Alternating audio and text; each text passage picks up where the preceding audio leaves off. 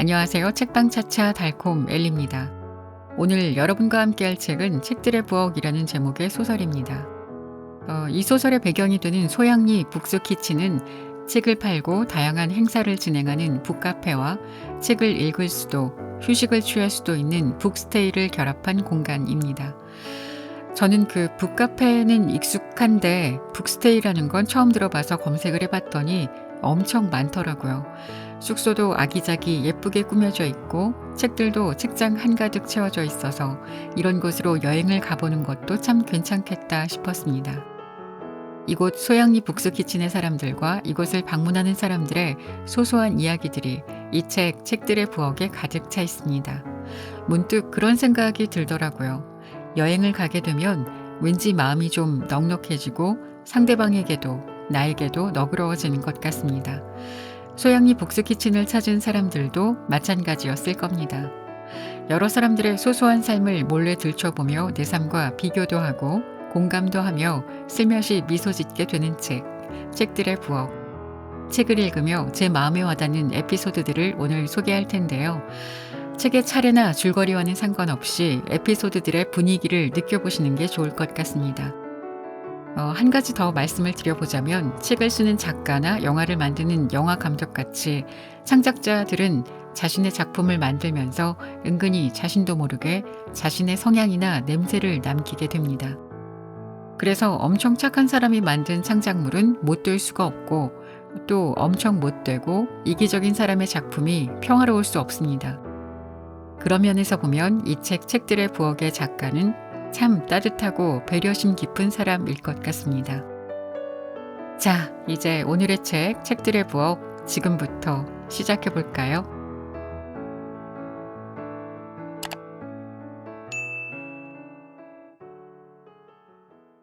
크리스마스니까요. 어머니가 돌아가시고 산소를 찾은 건 처음이었다. 산소를 찾는 건 어렵지 않았다. 아직도 풀이 무성할 지경으로 자라나지 않기도 했고 명절마다 차례를 지내던 선선의 묘 위치를 수혁의 몸이 기억하고 있었다. 옅은 먹구름 아래로 흩뿌리듯 눈이 날리기 시작했고 수혁은 물끄러미 산소를 바라보기만 했다. 여기 오면 마음이 무너지면서 목 놓아 울어버릴까봐 두려워서 한 번도 오지 않았는데 눈이 흩날리는 산소 앞에 서니 마음이 도리어 차분해졌다. 삶과 죽음이 세트로 포장되어 차분하게 정리되어 있었다. 눈발이 꽤 세게 날려서 수혁은 우산을 펼쳐들고 선산 아래로 난 길을 따라 내려가기 시작했다.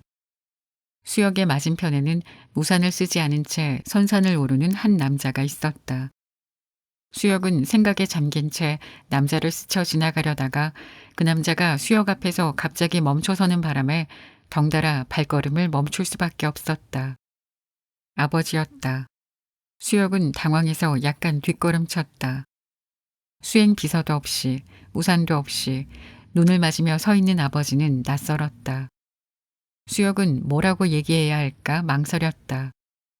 아버지에게 메리 크리스마스라는 말을 건넨 지 20년쯤 지난 것 같았다. 그렇다고 오셨어요 라고 가볍게 인사하기도 애매했다. 여긴 죽은 자들의 성지인데.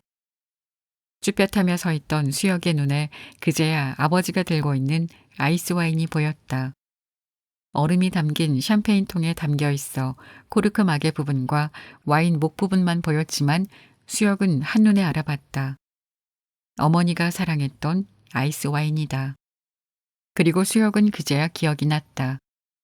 어머니가 재즈곡을 들으며 애플파이와 쿠키를 만들던 날이면 아버지는 저녁 식사 뒤에 아이스 와인을 꺼냈다. 그리고 늦은 밤까지 두 분은 아이스 와인을 마시고 애플파이를 먹으며 이런저런 이야기를 나누었다. 그럴 때면 아버지의 눈빛은 봄처럼 보드라웠고 어머니는 깔깔대며 아버지의 팔을 툭툭 치기도 했다. 수혁은 그제야 자신이 어머니를 반쪽만 기억했다는 사실을 깨달았다. 어머니는 자신과 여동생만을 위한 쿠키를 만든 게 아니었다. 사랑하는 남자와 함께 마실 아이스 와인에 곁들일 디저트도 함께 만든 것이었다. 어머니는 쿠키를 만드는 내내 들떠 있었다. 수혁은 그게 달콤한 쿠키 반죽 냄새 때문이라고 생각했지만 그건 절반의 진실에 불과했다. 부모님의 신혼여행지는 토론토와 그 주변의 와인 농장이었다. 어머니는 그때 아이스 와인에 매료되었는데 어머니가 우울하거나 화가 나는 일이 생길 때면 아버지는 아이스 와인을 사오곤 했다. 아이스 와인은 화해의 제스처이자 두 사람의 불꽃 같았던 사랑의 징표였다. 아버지, 그거 아이스 와인이에요? 말없이 수혁을 바라보던 아버지가 손에 든 샴페인 통과 아이스 와인을 물끄러미 내려다봤다. 샴페인 통에 눈이 내려앉자마자 녹아서 사라지고 있다. 아버지는 고개를 끄덕였다. 그리고 희미하게 미소 지으며 천천히 말을 꺼냈다. 수혁아, 넌 정말 네 엄마의 눈을 그대로 닮았구나. 아버지의 목소리에는 희미하게 갈라지는 듯한 고통이 담겨 있었다. 수혁은 고개를 들어 아버지의 눈을 바라봤다. 아버지의 눈가가 붉었다. 마음속에서 피가 철철 흐르는 소리가 들렸다. 새하얀 눈밭에 진한 그리움이 내리고 있었다. 딱딱하고 건조한 기업가의 얼굴이 아니었다. 항상 거대하고 냉정하고 완벽한 신이 아니었다. 그저 자신의 인생을 송두리째 내어줄 만큼 미친 듯이 한 여인을 사랑한 한 남자의 얼굴이었다. 수혁은 그제야 아버지가 어머니를 얼마나 사랑했는지 알 수 있을 것 같았다. 수혁이 아버지께 허락을 받지 않고 유학을 하러 갔을 때 아버지가 생각보다 크게 화를 내지 않았던 이유도 알 것 같았다. 섣부른 투자가 사기로 드러났을 때 아버지의 분노 속에 스며 있던 안타까움이 이제야 보였다. 아버지가 항상 자신을 평가하고 판단한다고 느꼈는데 아버지는 묵직하고 깊은 방식으로 수혁을 사랑하고 있을 뿐이었다. 그리고 크리스마스 이브날에 아버지는 수혁의 모습에서 어머니의 잔상을 보고 있었다. 사랑하는 여인, 그리고 여인의 고운 마음과 눈빛을 그대로 품은 아들을. 너는 임마 크리스마스 이브인데 데이트도 없냐? 아버지가 여전히 눈을 맞는 채로 말을 이었다. 수혁은 퍼뜩 정신을 차린 것처럼 아버지에게 다가서서 우산을 씌워드렸다. 우산 위로 눈이 떨어지는 소리가 들렸다. 뭉툭한 연필 끝으로 툭툭 두드리는 듯 했다. 아, 아버지야말로 눈 오는 크리스마스 이브에 우산도 없이 이게 무슨 청승이에요? 아버지의 입가에 웃음이 슬쩍 피어올랐다. 수혁도 아버지와 다른 곳에 시선을 두며 피식 웃었다. 아버지가 한숨을 쉬듯 길게 숨을 내쉬었다.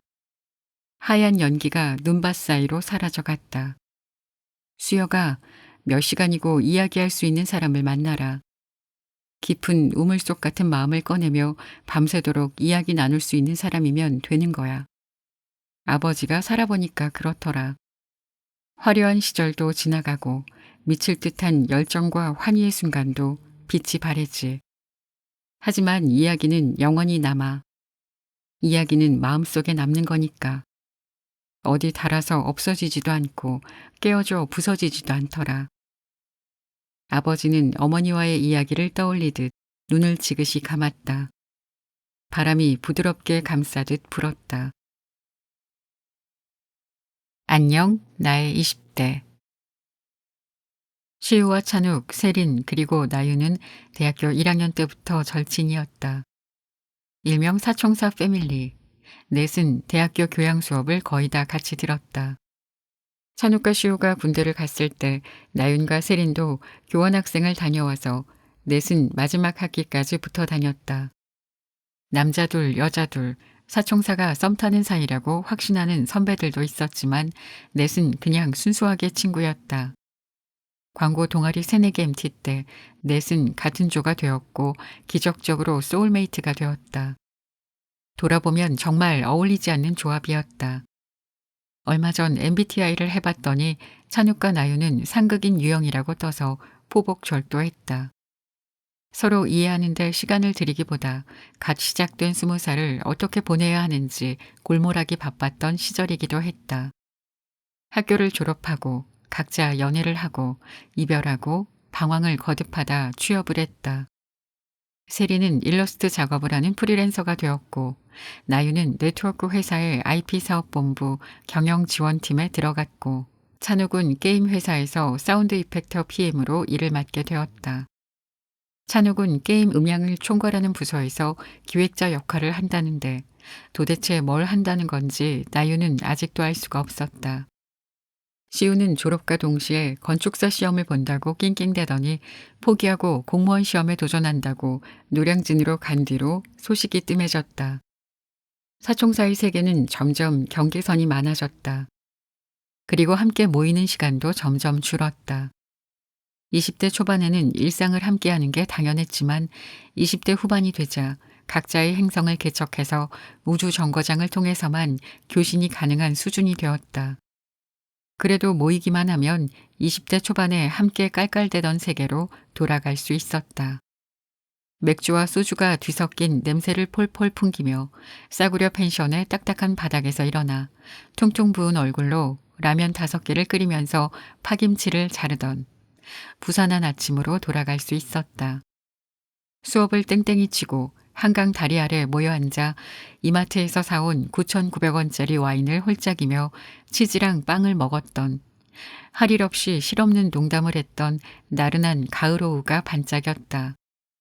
피자와 치킨을 숨도 안 쉬고 먹는 이병 찬욱이 짠해서 면회를 마치고 돌아오는 버스 안에서 조용히 눈물을 닦았던 세린과 나윤의 모습이 드라마 회상 장면처럼 지나갔다. 맥주를 곁들여 삼겹살을 끊임없이 먹으며 대학교 시절 이야기를 하다 보니 어느새 사방은 어둑해져 있었다. 쌀랑한 바람이 불었지만 4월의 봄바람은 드세지 않았다. 알싸한 봄밤의 기운은 대학 시절 M팀날 밤의 기억을 깨웠다. 익숙한 온도와 분위기가 반가웠다. 밤의 축제는 시작되었고 산은 네 사람을 넉넉히 감싸 안았다. 소양리 북스키친 정원에서는 나무향과 풀향이 진하게 밀려왔다가 사라졌고 물비린내 같은 땅냄새와 봄꽃 향기가 우드캔들 향과 함께 둥둥 떠다녔다. 시우는 밤하늘을 봤던 3월 봄밤을 떠올렸다. 딱 한 달이 지났을 뿐인데 공기가 확실히 부드럽고 따뜻해져 있었다. 4월의 하늘 한쪽에는 뿌연 안개가 감싼 듯한 희미한 어두움이 펼쳐져 있었고 저쪽 편에는 몇 개의 반짝이는 별들이 또박또박 쓴 글씨처럼 단정하게 박혀 있었다. 우드 캔들에서 흘러나오는 달콤한 향이 봄꽃 내음과 춤을 추듯 떠다녔다. 나무 오빠 올가을에 결혼한대. 세린이 담백하게 말한 것은 자정이 막 넘어가는 시간이었다. 잠깐 정적이 흘렀다. 나머지 셋은 서로 눈빛을 교환하며 움찔했다. 세린의 첫사랑인 나무는 세린과 2번을 헤어지고 다시 만났다. 재작년 봄에 결국 헤어졌는데 그걸로 정말 끝이었나 보다. 나유는 맥주캔을 내려놓았다. 언제 정해졌대? 너한테 연락 온 거야? 누구래? 예비신부가 나무 오빠 회사 디자인팀 후배래. 나한테 오빠가 직접 연락한 건 아니고 건너 아는 사람이 있다 보니 우연히 들었어. 사실 나 결혼할 그 사람 누군지 안다? 우리보다 1살 어릴걸? 3년 전에 입사한 사원인데 우연히 얼굴 본 적 있어. 잘 어울릴 것 같아. 잘 살겠지. 세린의 말투는 담담했다. 누군가를 질투하고 경쟁해서 이기려고 밤을 새우고 세상을 다 얻은 기분으로 신나하고 내일이 없는 아이처럼 통곡하고 자신의 앞에 눈부신 폭죽이 펑펑 터지는 듯한 놀라움에 소리 지르던 계절은 흘러갔다. 으이그 잘 살라고 하지 뭐. 흥치뿡이다. 네 마음 그렇게 힘들게 만들더니 얼마나 잘 사나 두고 본다. 근데 언제 얘기 들은 거야? 왜 말을 안 했어? 이렇게 느긋하게 얼굴 볼 틈이 있어야 말이지. 힝. 나유는 안쓰러운 마음에 세린의 어깨를 토닥였다. 찬욱과 시우는 맥주캔을 부딪히더니 남은 맥주를 동시에 쭉 들이켜고 살짝 찌그러뜨리며 내려놓았다. 찬욱이 말했다. 에휴, 나는 솔직히 결혼이란 걸 할지 모르겠어. 정말 준비된 게 하나도 없는데 세상은 내가 결혼하기 적당한 나이가 되었다고 시간표를 들이미는 것 같은 기분이 든다. 나윤도 과자를 와작거리고 씹으면서 한숨을 쉬었다. 그리고 약한 불에 보글보글 끓고 있는 어묵탕을 뒤적이며 대꾸했다. 그렇지. 마치 수능 날짜가 서서히 다가오는데 시험 볼 과목 진도가 전혀 안 나가고 있는 것 같아. 담요를 뒤집어 쓴 세린이 나윤의 어깨에 기대면서 칭얼거리듯 말을 이었다. 수능 얘기가 나왔으니 말인데 지금 수능이라도 다시 보면 인생이 달라질까 싶다. 아휴. 나윤이 세린의 맥주캔을 혼자 자신의 캔을 부딪히고 한 모금 들이켰다. 세린아, 소름이다. 나도 며칠 전에 독하게 마음먹고 수능 공부하면 한의대 갈 수 있을까 하는 생각했었어. 우드캔들 불빛을 가만히 바라보던 찬욱이 피식 웃더니 새 맥주캔을 따면서 나윤을 바라봤다. 한의대는 개뿔. 이번 생에서 그런 건 끝났어. 정신 차리라고. 월급 모아서 아파트를 사기는커녕 오피스텔 월세 감당하기도 어려운 대한민국을 살아내야 한다고. 아, 부동산 진짜. 넷은 약속이라도 한 듯 맥주캔을 힘주어 부딪혔다. 근데 시우야 너는 진짜 괜찮겠어? 별말 없이 고개만 끄덕이고 있는 시우에게 찬욱이 슬쩍 눈길을 주며 물었다. 뭐가? 공무원 시험 포기하는 거. 그래도 너 3년 넘게 노량진에서 컵밥 먹으면서 준비한 거잖아. 이번에 한 번 더 보면 하느님이 보호하사 합격할지도 모르는 거 아니야? 찬욱은 시우가 안쓰러웠다. 그렇게 오지랖 넓고 밝았던 시우였는데 구급 공무원 행정직 시험을 준비한다고 3년 넘게 거의 모두와 연락도 끊고 살았다. 철밥통 공무원이 되어 연락하면 그렇게 잠수를 탈 일이었냐고 따끔하게 한마디 하려고 했는데 이렇게 시험을 포기하고 시골에 와 있을 줄은 몰랐다. 일단 시험 자체가 너무 비인간적이야. 필수 과목 3개에 선택 과목 2개를 쳐야 하거든. 문제 하나를 1분 안에 풀지 못하면 시간이 부족해서 시험 문제도 제대로 다 못 보고 나오기 십상이야. 시우는 안 어울리게 찡그린 표정을 짓다가 생각을 털어내려는 듯 머리를 흔들었다. 무엇보다 공무원은 내 적성에 안 맞아. 공무원의 세계에선 티 안 나게 뒤에서 말없이 도와주는 선량하고 착실한 사람이 워너비 인재상이야. 그런 사람이나 행정직에 적당하지. 나는 아무래도 아니었던 것 같아. 찬욱과 나윤, 세리는 시우의 말에 맞장구를 쳐야 할지 말아야 할지 알 수 없어서 그냥 잠자코 앞을 바라봤다. 모르긴 해도 분명 홀로 있는 밤마다 시우는 많이 고민했을 것이다. 시우의 무한긍정 인생의 최대의 쓰나미가 아니었을까 싶었다. 미래를 긍정적으로 바라본다고 해서 긍정적 미래가 열리는 게 아니라는 진실을 마주하고 시우는 얼마나 마음이 까슬했을까. 시험을 준비한 3년이 실패라는 꼬리표와 함께 아무런 흔적 없이 사라지는 밤. 시우는 무슨 생각이 들었을까. 오랜 침묵을 깨고 찬욱에게 전화를 걸 용기를 낸 시우는 그동안 어떤 어른이 된 걸까. 여기가 3년째 버려져 있었던 집이었대. 볼품없던 땅이 소양립 북스키친으로 변신하는 과정을 내가 함께 했거든. 마지막에 인테리어 공사까지 끝낸 펜션이랑 북카페를 천천히 살펴보는데 내가 다시 태어난 기분이 들더라. 그래서 그냥 나답게 뿌리내리고 살면 되겠구나 싶었어. 맞아, 너 원래 전공도 건축학과였잖아.